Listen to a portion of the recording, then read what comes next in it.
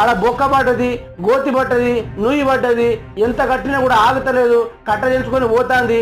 ఒక్క రోజుల్లో బయ్యారం చెరువు పెరిగింది, ఒక్క రోజుల్లోనే తెలంగాణ రాష్ట్రం కొట్టుకోబోతుందేమో అన్నట్టుగా కాళేశ్వరం ప్రాజెక్టు మీద ఇంకా ఈ విధంగానే ఈ కాంగ్రెస్ ప్రభుత్వము దానికి తగ్గట్టుగానే ఈ V6 వెలుగు ఎత్తరాతలు రాసుకుంటా ప్రజల్ని మబ్బుదోవ పట్టేయడానికైతే ఇటువంటి ప్లాన్లు అయితే వేసుకోవడం జరుగుతుంది. ప్రజలారా, దయచేసి వీరి యొక్క కుట్ర బాగోతలను అర్థం చేసుకోవాల్సిందిగా కోరుతున్నాను.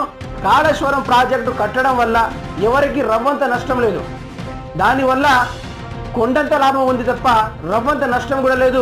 80,000 కోట్ల రూపాయలు కేటాయించింది ఒక రైతాంగం వారు బాగుపడడానికి అని ఈ తెలంగాణ రాష్ట్ర ప్రజలు అర్థం చేసుకోవాలి. దీనిపైన ఇంకా కాంగ్రెస్ పార్టీ ఇప్పటిదాకా ఇప్పుడు మేము రిపోర్ట్లు చేయడానికి పోతే అక్కడ పెద్ద గోత పడింది. అది చిన్న బొక్క కాదు, పెద్ద బొక్క. దాన్ని ఏ విధంగా నింపాలో అర్థం కావట్లేదు. మేము మాత్రం ఇది కరెక్ట్ పద్ధతి కాదు. ఈసారి 2 పిల్లర్లను కట్ చేసి